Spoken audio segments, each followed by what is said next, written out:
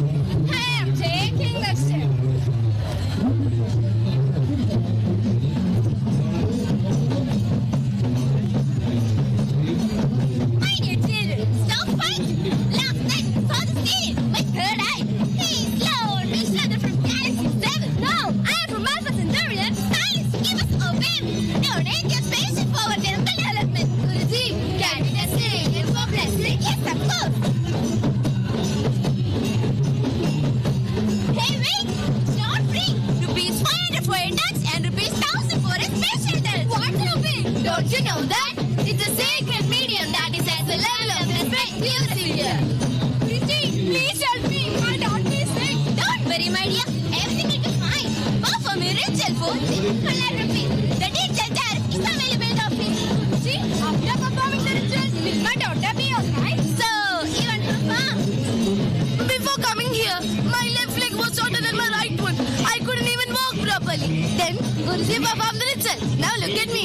I can walk, run, jump and do whatever I want. I was totally blind. I couldn't even say whether it's day or night. After the ritual, I can see everything. Now I feel like I got a super bus. Yes, തകർത്തല്ലേ? ഞാൻ ഇതിന്റെ ഇടയ്ക്ക് അവിടെ ഒരു സുരേഷ് ഗോപിയെ കണ്ടായിരുന്നു. സുരേഷ് ഗോപിയോ? സുരേഷ് ഗോപി കണ്ടില്ല?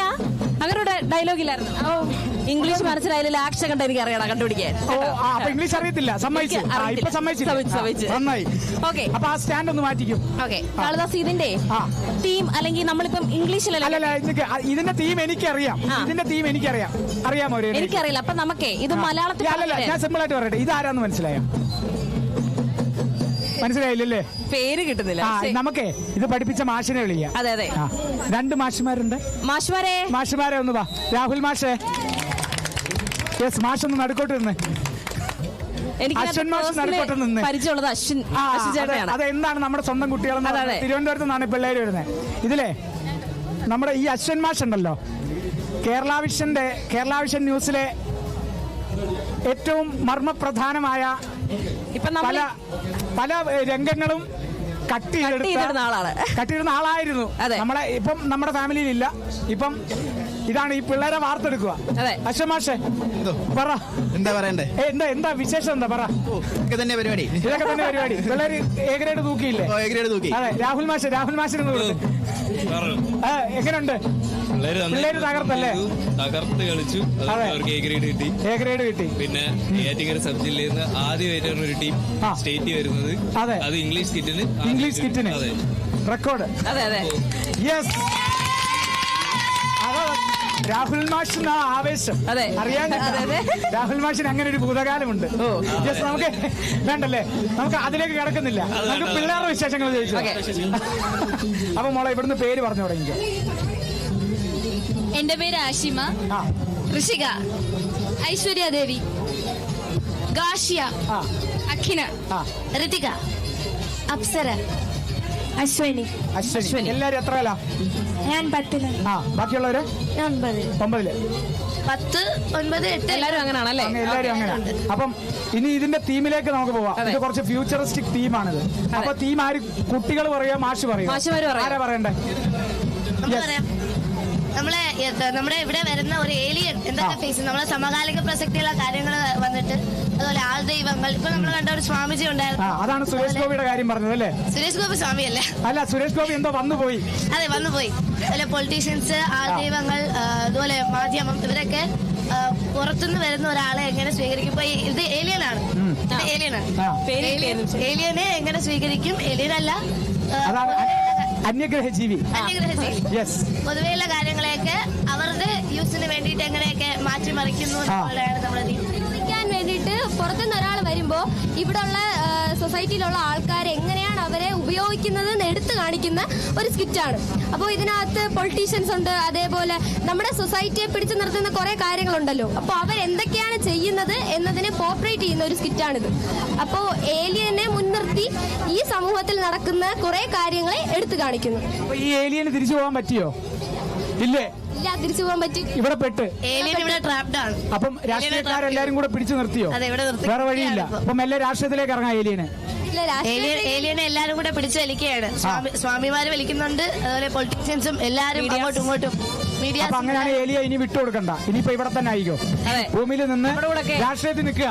നമ്മുടെ ചിഹ്നം അന്യഗ്രഹ പേടകം. അത് ഞാനൊന്ന് മലയാളീകരിച്ച് പറഞ്ഞതേ ഉള്ളൂ. അതെ. അപ്പം ഇനി എന്തൊക്കെയാ പരിപാടി? എല്ലാരും നന്നാക്കുക, അത്ര. അപ്പം തിരുവനന്തപുരം കപ്പെടുക്കുവോ? കപ്പെടുക്കും. 5ാം സ്ഥാനത്താ തിരുവനന്തപുരം. കുഴപ്പമില്ല, ഏകരയുടെ അടുത്ത് തൂക്കും. കോഴിക്കോട് തന്നില്ലെങ്കിലോ? കുഴപ്പമില്ല, നമ്മള് കുഴപ്പമില്ല, പക്ഷെ ഞങ്ങൾ വാങ്ങും. അത് നല്ല കോൺഫിഡൻസിലാണ് പറയുന്നത്. അമ്മേ. അതെ അതെ. ആരാ മാഷുമാരാരാ പിന്നെ ഇങ്ങനെ കോൺഫിഡൻസ് തരാതിരിക്കും? മാഷുമാർക്ക്. അതെ, മാഷുമാരൊക്കെ. അശമാഷ് കേരള വിഷൻ ഒരു പോക്ക് പോയതാ. അതെ. പിന്നെ കണ്ടില്ല അശമാഷിനെ. അതെ പിന്നെ ലാൻഡ് ചെയ്തത്. അതെ അതെ പഠിപ്പിച്ചെടുത്തു. അതൊന്ന് രാഹുൽ മാഷിനോടുത്ത്. രാഹുൽ മാഷിന്റെ കുറച്ചധികം വിശേഷം ചോദിക്കാനുണ്ട്. ഇത് എത്ര സമയം എടുത്തു? ഞങ്ങള് 2 മാസത്തെ കോച്ചിങ് ആണ്. 2 മാസമുള്ള, അതായത് ജില്ലയ്ക്കും സബ് ജില്ല തൊട്ട് സബ് ജില്ല, പിന്നെ സ്ക്രിപ്റ്റ് തൊട്ട് ഞങ്ങള് ശരിക്കും പറഞ്ഞ ഒരു 3 മാസത്തെ പരിപാടിയാണ്. അപ്പോ 2 മാസം കുട്ടികളുടെ ട്രെയിനിങ് പരിപാടി. അവര് നന്നായിട്ട് സഹകരിച്ചു. പിന്നെ ഞങ്ങൾ അങ്ങോട്ടും ഇങ്ങോട്ടും വഴക്കും ഒക്കെ ആയിട്ട് കളറായിട്ട് പോയി. നമുക്ക് അങ്ങനെ വലിയ തടസ്സങ്ങളൊന്നും വരാതെ അല്ലേ? തടസ്സങ്ങളൊന്നും വന്നിട്ടില്ല. അഥവാ തടസ്സങ്ങൾ വന്നിട്ടുണ്ടെങ്കിൽ നമ്മൾ അതിനെ ചാടിക്കടന്ന് വളരെ ഏവനൊക്കെ മുന്നിൽ വന്നിട്ടുണ്ടെങ്കിലും അവനെയൊക്കെ തട്ടി വരി നമ്മൾ മുന്നിൽ വന്നല്ലേ? അത്രേ ഉള്ളൂ. ഏതവ മുന്നിൽ വന്നാലും തട്ടി വരി മുന്നിൽ പോകണം കേട്ടോ. അതെ. അപ്പൊ തിരുവനന്തപുരം കപ്പെടുക്കുവോ? ഇവിടെ വിട്ടില്ലേ? തിരുവനന്തപുരം കപ്പെടുക്കും. ഏലിയനോട് ചോദ്യം. തിരുവനന്തപുരം കപ്പെടുക്കും. 5ാം സ്ഥാനത്താണ് തിരുവനന്തപുരം ഉള്ളത്. 5ാം സ്ഥാനത്ത്. നമുക്ക് ഇനി 2 ദിവസം കൂടെ ഉണ്ട്. എങ്ങനെയും കപ്പ് പിടിക്കണം. 600 പോയിന്റാണ്. 600 പോയിന്റുമായിട്ട് തിരുവനന്തപുരം 5ാം സ്ഥാനത്ത്. 2 ദിവസം കൂടെ സമയമുണ്ട്. ഇപ്പോഴും ഞാൻ ചോദിക്കുന്നു, തിരുവനന്തപുരത്തിന് കപ്പ് കിട്ടുമോ? കപ്പ് കിട്ടും. അപ്പം 634 കണ്ണൂരിനുണ്ട്. 600 പോയിന്റാണ് തിരുവനന്തപുരത്തിനുള്ളത്. 34 പോയിന്റ് ഉണ്ട്. ഇപ്പൊ പിടിച്ച ഒരൊറ്റ തിരുവനന്തപുരത്തേക്ക് കപ്പ് കൊണ്ടുപോവാം. രാഹുൽ മാഷെ, തിരുവനന്തപുരം കപ്പെടുക്കുവോ? തിരുവനന്തപുരം കപ്പെടുക്കും. പിള്ളേർ സ്ട്രോങ് ആണ്, അതുകൊണ്ട് ട്രിവാൻഡ്രം കപ്പെടുക്കും. പപ്പനാവിന്റെ പിള്ളേർ സ്ട്രോങ് അല്ലേ? പപ്പനാവൻ തന്നെ. ഏറ്റവും കൂടുതൽ സ്വർണ്ണം എവിടാ? പപ്പനാവന്റെ കയ്യില.